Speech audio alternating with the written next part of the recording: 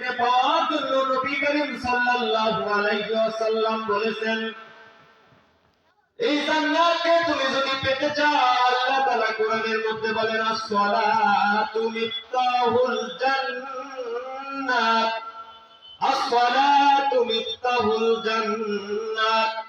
আলেম ওলামা যারা আছেন সবাই জানেন নামাজ হচ্ছে বেহেশতের চাবি। বলেন নামাজ কি?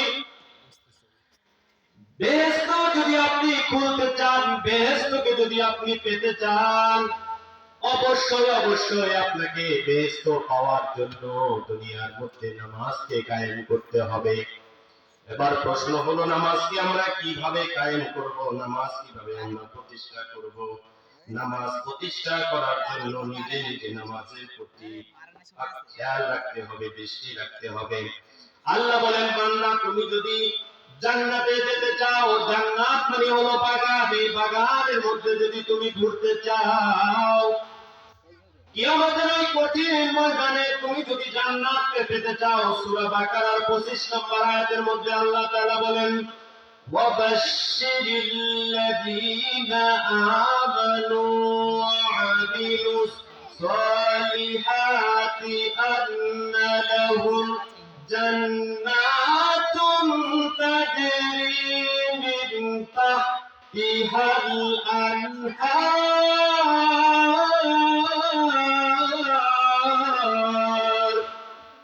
হে বান্দা, তুমি যদি মুহাম্মদ সাল্লাল্লাহু আলাইহি সাল্লামের উম্মত হিসেবে জান্নাত পেতে চাও, জান্নাতের সুসংবাদ পেতে চাও, তোমার জন্য ঈমান আনা অত্যন্ত গুরুত্বপূর্ণ। ঈমান মানে হলো বিশ্বাস। ঈমান মানে কি? বিশ্বাস। তুমি কাকে বিশ্বাস করবা? তুমি যদি বিশ্বাস আল্লাহকে না করো, তুমি ঈমান আনতে পারবা না। ঈমান আনার এক নম্বর শর্তই হলো বিশ্বাস। তুমি আল্লাহকে বিশ্বাস করো, এটাই হবে না, তোমাকে ঘোষণা দিতে হবে, লা ইলাহা ইল্লাল্লাহু মুহাম্মাদুর রাসূলুল্লাহ। সবাই জোরে বলি আল্লাহু আকবার। তুমি যদি ঘোষণা দাও যে আল্লাহ ছাড়া কোনো মালিক নাই, আল্লাহ পৃথিবীর মধ্যে শ্রেষ্ঠ মালিক, এটা ঘোষণা দিতে হবে কালেমার মাধ্যমে। বান্দা, তুমি যদি কালেমাটা দুনিয়ার মধ্যে প্রতিষ্ঠিত করতে চাও, যদি তুমি কালেমাটা প্রতিষ্ঠা করতে চাও, তোমার উপরে আল্লাহ তাআলা বিভিন্ন ধরনের বিপদ দিবেন। এই বিপদের মধ্যে এক নাম্বার বিপদ হলো, তোমাকে এলাকার মানুষ খারাপ বলবে, তোমাকে এলাকার মানুষ খারাপ বলবে, তোমার নামে বদনাম দিবে। এই বদনামকে উপেক্ষা করে তোমাকে চলতে হবে। তুমি পাঞ্জাবি পরবা, টুপি পরবা, তুমি দাড়ি রাখা চলবা। কিছু লোক বলবে, হুজুরদের শুধু কাজ নাই খাইয়া লয়া, এরা শুধু পকেটের মধ্যে সাল্লাল্লাহু পড়িয়া টাকা ঢোকায়, এটাই হলো তাদের কাজ। কথা বলেন ঠিক কিনা? কিছু লোক দেখবেন ওয়াজের সময়, ওয়াজ যদি মাদ্রাসায় মাহফিল হয়, মাহফিলে যদি বলা হয় আপনি আল্লাহর ঘর, নবীর ঘরে কিছু দান করেন, সে বলে দান আমার দ্বারা সম্ভব নয়, হুজুর গত খাইলে কাম নাই। ওয়াজ দিবে আর মাহফিল দিবে আর নিজেদের পকেট গুলো ভরবে। ও বেঈমান, তুমি খেয়াল করে শুনে নাও, তোমার মধ্যে নবীর ভালোবাসা নাই। নবী বলেছেন, যারা আমি নবীকে পছন্দ করে না, কিয়ামতের ওই কঠিন ময়দানে আমি তাদের জন্য জান্নাত দিব না, আমি তাদেরকে জান্নাত দেব না। পিছনে কারণ হলো, নবীকে ভালোবাসলে শুধু মিষ্টি খাইয়া ভালোবাসলেই হবে না। কি খাইয়া? কিছু লোক মিষ্টি খাওয়াটা পছন্দ করে, করে কি করে না? মিষ্টি নবীর সুন্নাত, এটা খায়, কিন্তু নবীর সুন্নাত আরো কত কিছু তুমি তা মানো না। তুমি শুধু মিষ্টি খাওয়া নিয়ে ব্যস্ত থাকো। নবী করিম সাল্লাল্লাহু আলাইহি সাল্লাম বলেছেন, জান্নাতে যাওয়ার জন্য নবীর সুপারিশ লাগবে। জোরে বলে সুবহানাল্লাহ।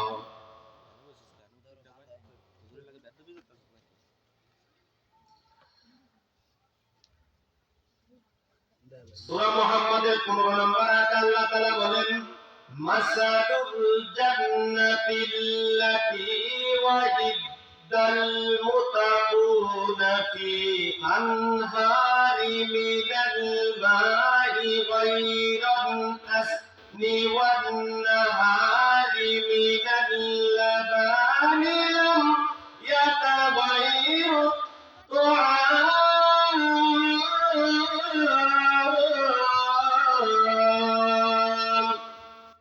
وأنهار من الخمر اللذة للشاربين وأنهار من العسل مصفى ولهم فيها من كل الثمرات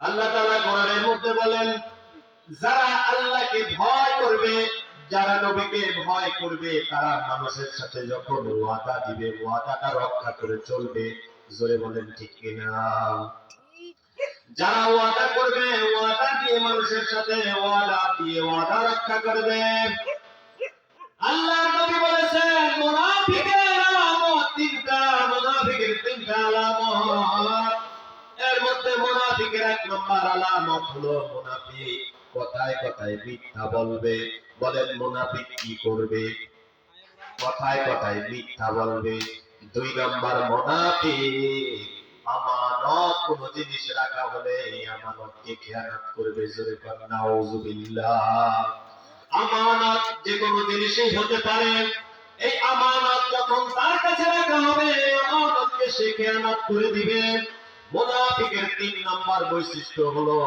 সে যখন কোন মানুষকে ওয়াদা দিবে ওয়াদা দেবে যে আমি এই কাজটা করব বা এই জিনিসটা করব এই ওয়াদা দেওয়ার পর মুনাফিকের বৈশিষ্ট্য হবে মুনাফিক এই ওয়াদা দেওয়ার পর ওয়াদাটা সে ভঙ্গ করে ফেলবে নবী বলেন সব শ্রেণীর মানুষকে আল্লাহ কোনো না কোনোদিন জান্নাতের মধ্যে নেবেন কিন্তু মুনাফিককে আল্লাহ নেবে না মুনাফিকের জন্য আল্লাহ জাহান্নাম নির্ধারিত করে দিয়েছেন এজন্য আল্লাহ তাআলা বলেন যারা ওয়াদা দিয়া ওয়াদা রক্ষা করে না তারা কোনোদিন জান্নাতে যেতে পারবে না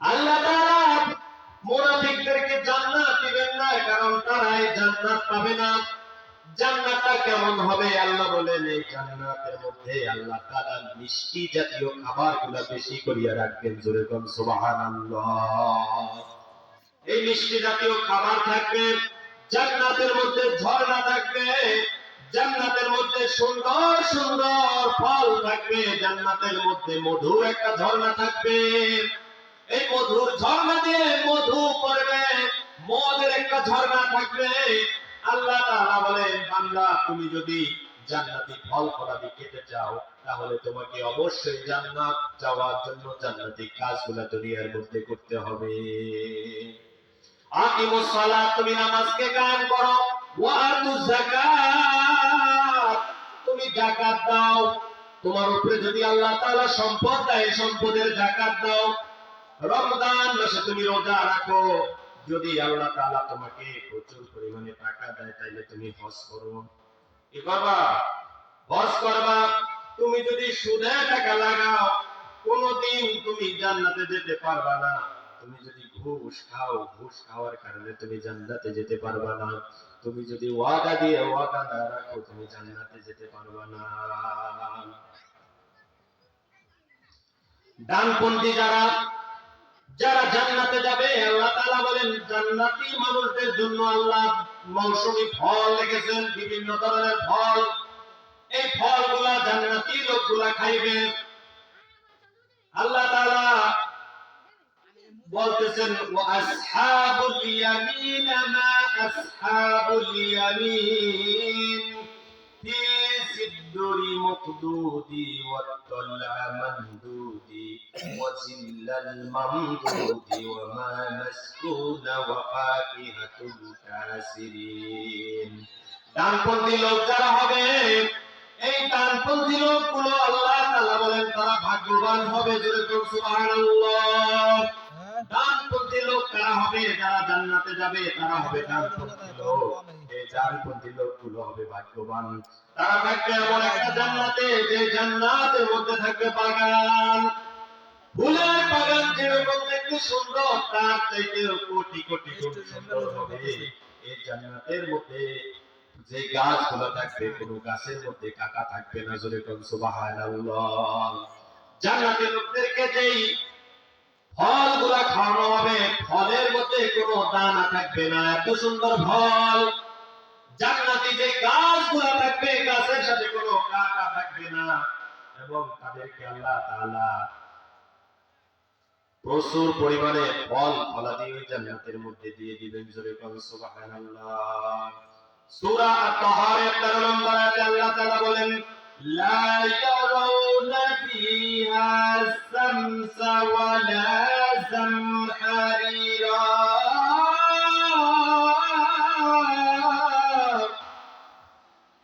আল্লাহ তাআলা বলেন, জান্নাতের মধ্যে আল্লাহ কোন বান্দাকে কষ্ট দিবে না। কি করবে না? জান্নাতি বান্দাদেরকে আল্লাহ তাআলা কোনো কষ্ট দিবে না, এবং তাদের শরীরের উপরে সূর্যের কোনো আলো পড়বে না।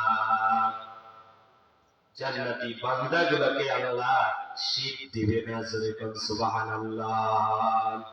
দুনিয়ায় মানুষ যখন থাকে, গরম আসলে বলে এত গরম, এত গরম, গরম না থেকে শীত আসলেই ভালো।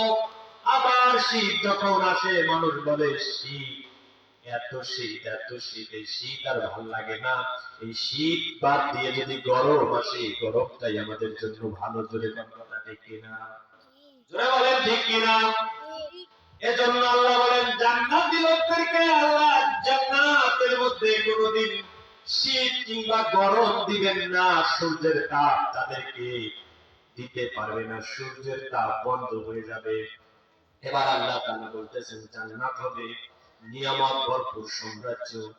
আল্লাহ সূরা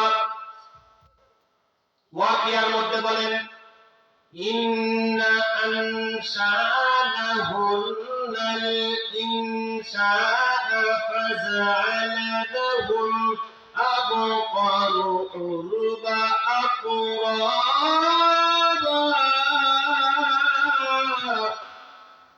আল্লাহ বলেন, জান্নাতি স্ত্রী, জান্নাতি যে স্ত্রীগুলো দেওয়া হবে, প্রত্যেকের জন্য আল্লাহ ৭২ জন স্ত্রী রেডি করে রেখেছেন। জোরে বলেন সুবহানাল্লাহ। আর জোরে বলেন সুবহানাল্লাহ। জান্নাতের মধ্যে আল্লাহ তাআলা প্রত্যেকটি ছেলের জন্য ৭২ জন স্ত্রী রেখেছেন। নবী করিম সাল্লাল্লাহু আলাইহি ওয়াসাল্লাম বলেন, ওই জান্নাতি নারীরা যদি দুনিয়ার দিকে উকি মারতো, উকি দিত, তাকাইতো, তাকানোর কারণে দুনিয়ার সব ভালোবাসাকে উপেক্ষা করে ওই জান্নাতি নারীর দিকে আমাদের দেশের সব পুরুষদের নজর চলে যাইতো। জোরে কোন সুবহানাল্লাহ। ওই জান্নাতি যে নারীগুলো আছে, তাদের ওড়না যদি কেটে, ওড়নাকে যদি টুকরো করে কিছু অংশ দুনিয়ার মধ্যে ফেলে দেওয়া হতো, ওই টুকরার মধ্যে যে সুঘ্রাণ থাকতো, ওই সুঘ্রাণের কারণে দুনিয়ার কোন মানুষ কোনদিন আতর সেন্ট ব্যবহার করতো না। জোরে কোন সুবহানাল্লাহ। আল্লাহ তাআলা বলেন, এই পৃথিবীর মানুষ, তোমাদের জন্য আমি আল্লাহ তাআলা ৭২ জন হুরের ব্যবস্থা করেছি। জোরে কোন আল্লাহু আকবার। এই ৭২ জন হুর তোমার জন্য আমি আল্লাহ তাআলা দিয়েছি। তাদেরকে আমি আল্লাহ তাআলা জান্নাতের মধ্যে কুমারী হিসেবে রাখবো। জোরে কোন সুবহানাল্লাহ। এই ৭২ জন হুরকে আমি আল্লাহ তাআলা তোমাদের জন্য বানিয়েছি, এবং তাদের সবার বয়স হবে ১৬ থেকে ১৮। জোরে কোন সুবহানাল্লাহ। এত সুন্দর নিয়ামত বান্দা তোমার জন্য আমি জান্নাতের মধ্যে রেখেছি। এই জান্নাতের মধ্যে ৭২ জন হুরের চাইতে বেশি সুন্দর করিয়া রাখবো তোমার স্ত্রীকে। জোরে কোন সুবহানাল্লাহ। এই আমরা ৭৩ জন স্ত্রী পাবো জান্নাতের মধ্যে। এই ৭৩ জন স্ত্রী পাওয়ার জন্য জান্নাতি বান্দারা জান্নাতে যেতে হলে জান্নাতি কাজগুলো দুনিয়ার মধ্যে করতে হবে। কথা কোন ঠিক কিনা? মায়া ঘেরা রঙিনে পৃথিবী নয় তো সুখের খনি। মায়া ঘেরা রঙিনে পৃথিবী নয় তো সুখের খনি। জান্নাত চির সুখের ঘর, জান্নাত চির সুখের ঘর, যদি জানতে গো তুমি, মায়া ঘেরা রঙিন পৃথিবী নয়তো সুখের খনি। জান্নাত পাওয়ার সহজ পাচ্ছে তো শহীদ মরণ,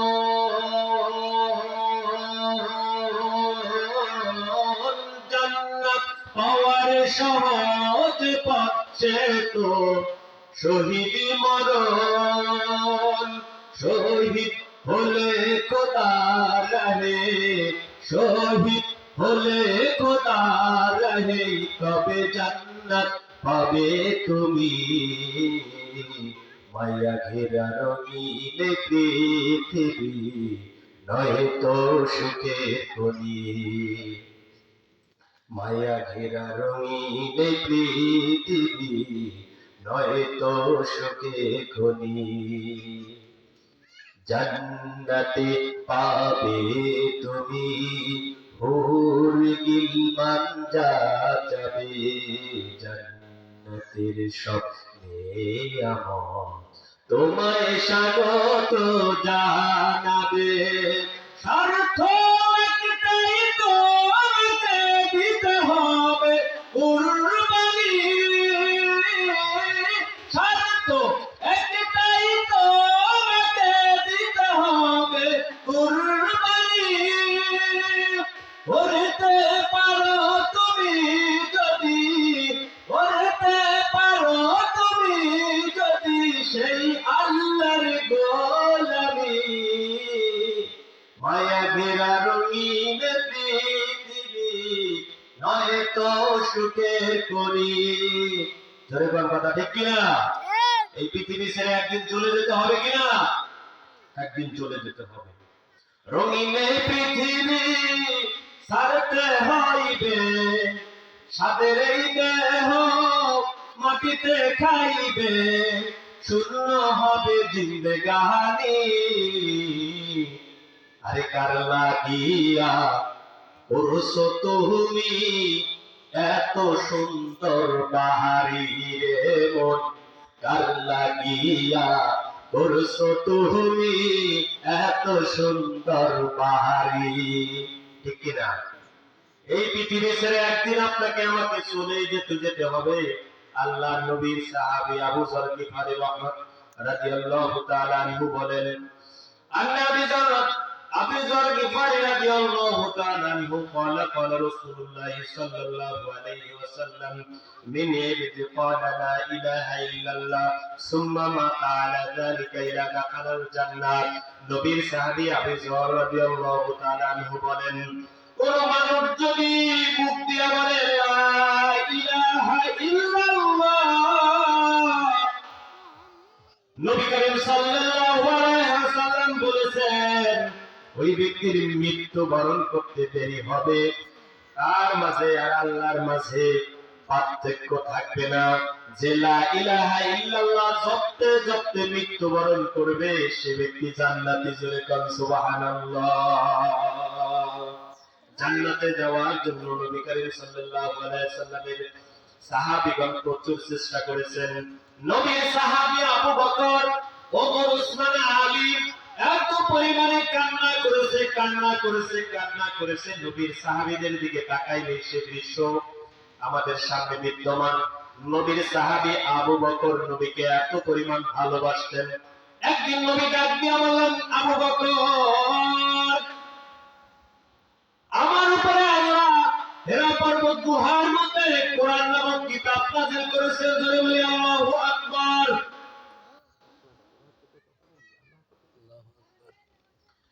আমার উপরে আল্লাহ কোরআন নামক কিতাবটা নাযিল করেছে, তুমি কি আবু বকর বিশ্বাস করে?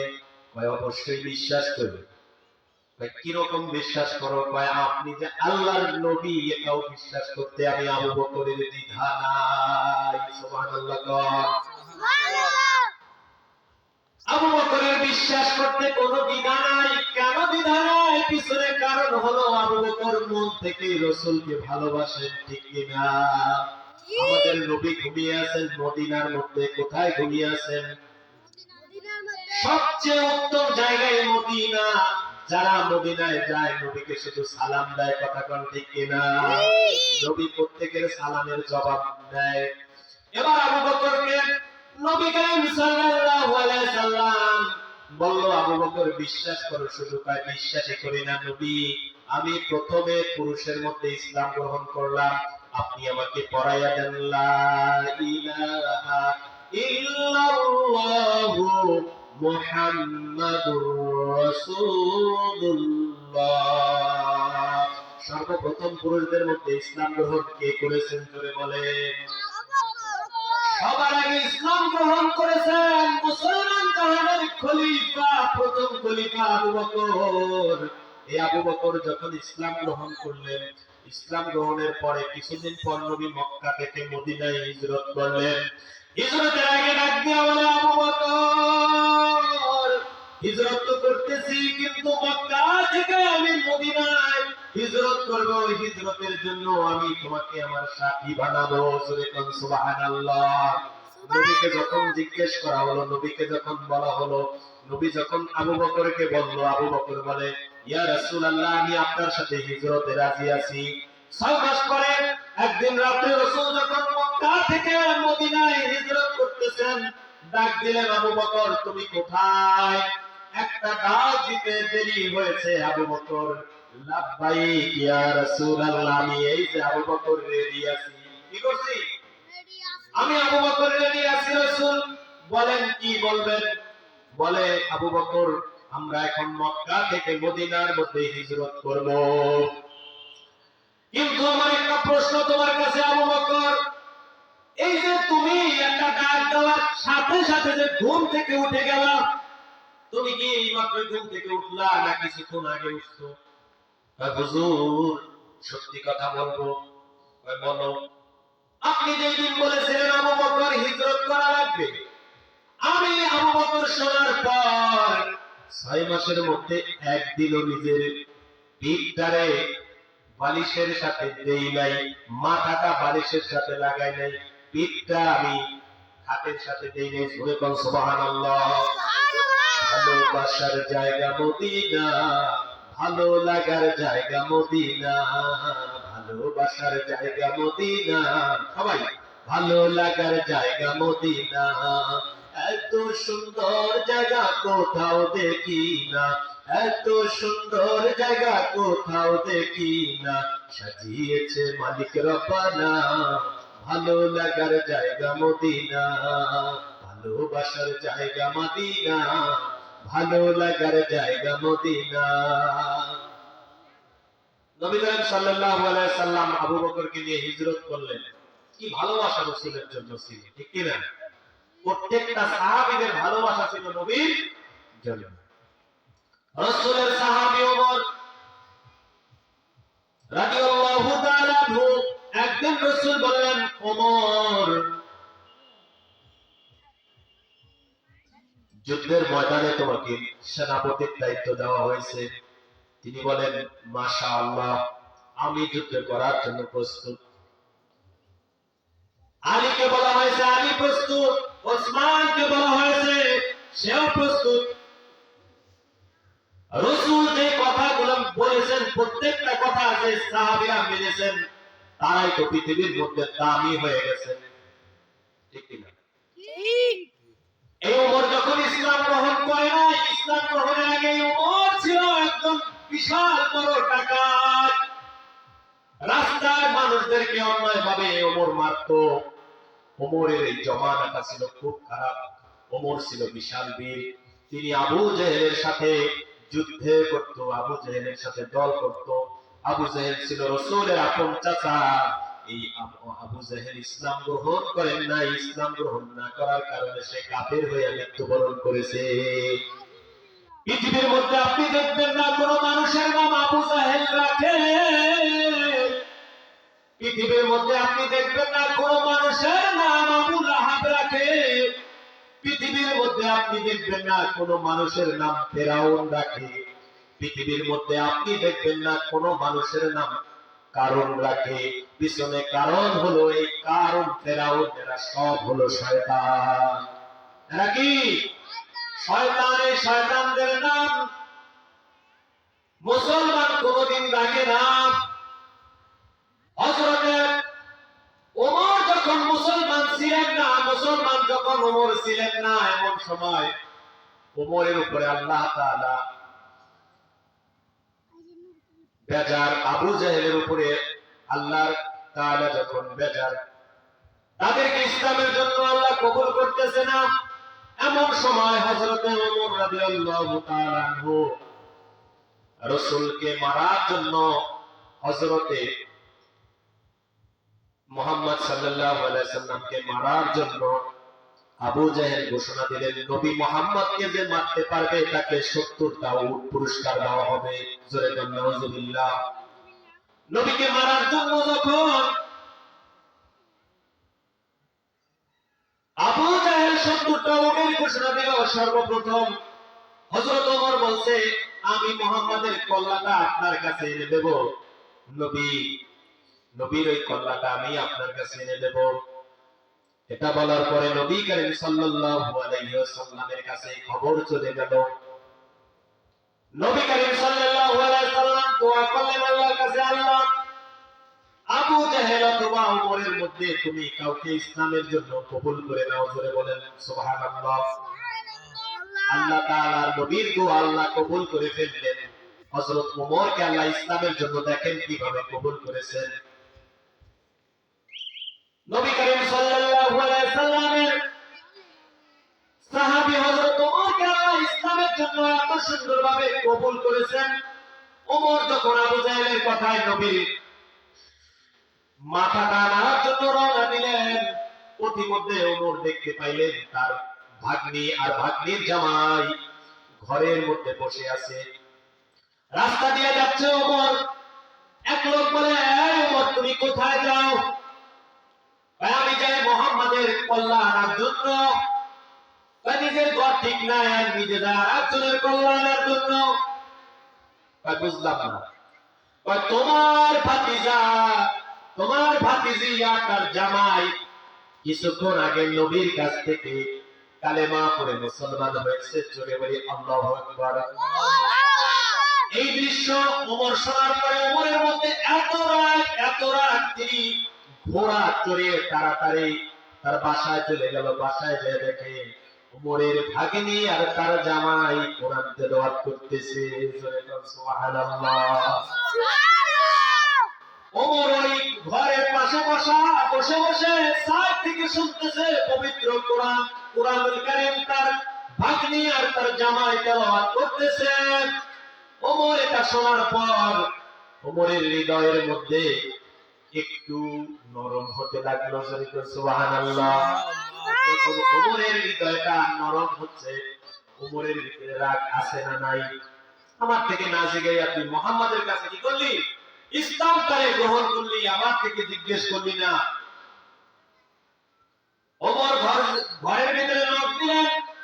নখ দেওয়ার পর তার ভাগ্নি যখন দরজাটা খুলে দিল, খুলে দেওয়ার পর বলল, ঘরের মধ্যে তুমি কি করলে? এতক্ষণ কিসের শব্দ শুনলাম? গুনগুন করে পড়তেছো?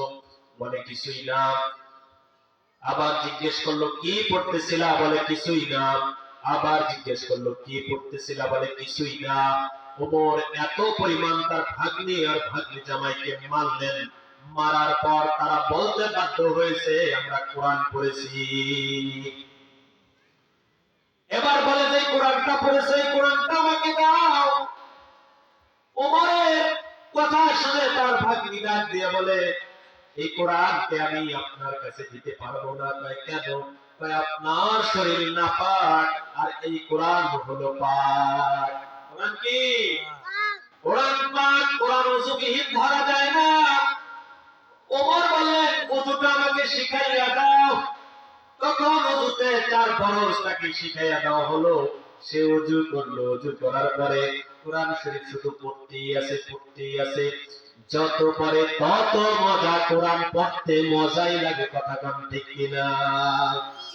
আমরা সূরা ফাতিহা থেকে শুরু করে কোরআনের মধ্যে 114 খানা সূরা, কোন সূরা এত পড়ি তারপর কি মজা কমে? আমরা যত পড়ি তত বেশি পড়তে মন চায়। তার নাম হলো কোরআন। এই কোরআন পড়তে পড়তে ওমর চোখ দিয়ে শুধু কান্না করতেছে। এবার ওমর বলতেছে, আমাকে তাড়াতাড়ি মুহাম্মাদের কাছে নিয়ে যাও। ওইদিকে আবু বকর সহ যারা সাহাবায়ে কেরাম আছে তাদের মধ্যে খবর হয়ে গেছে ওমর তরবারি নিয়ে নবীকে মারার জন্য আসতেছে। তারা বলে, দরকার হয় ওমরের সাথে যুদ্ধ করে আমরা আমাদের জীবনকে দিয়ে দেব, তারপর রাসূলের কোনো ক্ষতি আমরা হতে দেব না। জোরে বলেন সুবহানাল্লাহ। নবীর জন্য সাহাবীদের ভালোবাসা ছিল অনেক বেশি। ওমর যখন ঘোড়ার মধ্যে তরবারি নিয়ে নবীর সামনে আসলো, আবু বকর দাঁড়িয়ে গেল ওমরের সাথে মোকাবেলা করার জন্য। নবী ডাক দিয়ে বললে, আবু বকর, আজকে ওমরের সাথে যুদ্ধের দরকার হলে আমি মুহাম্মাদি করব, তোমরা কেউ কিছু করবা না, তোমরা নিরিবিলি দাঁড়িয়ে থাকো। তখন তারা নিরিবিলি দাঁড়িয়ে রইল। ওমর আয়েশা তরবারি খান নবীর পায়ের কাছে রাখা নবীর দিকে তাকাইয়া ওমর কান্না করে দিল যে এত সুন্দর নবীকে আমরা মারতে চাইছি, যে নবী চাঁদের চাইতেও সুন্দর ছিল। সুবহানাল্লাহ। চাঁদের চেয়ে সুন্দর আমাদের নবী, যে নবীকে দেখে দেখে কাফের বেঈমান মুসলমান, যে নবীর প্রেমে পড়ে গেছে পৃথিবীর সব মাখলুক। কথা বল ঠিক কিনা? তাইলে নবী সামনে যখন এই ওমর আসলেন, ওমর আয়েশা বলতেছে, মুহাম্মদ সাল্লাল্লাহু আলাইহি ওয়াসাল্লাম আমাকে maaf করে দিন, আমি আসছিলাম 70টা উটের লোভে আপনার মাথাটা কাটার জন্য। কিন্তু কোরআন যে এত মজা, কোরআন তত পড়ি তত মজা। আপনি আমাকে পড়ায় দেন লা ইলাহা ইল্লাল্লাহু মুহাম্মাদুর রাসূলুল্লাহ সাল্লাল্লাহু আলাইহি ওয়াসাল্লাম। যখনই তাকে কালেমা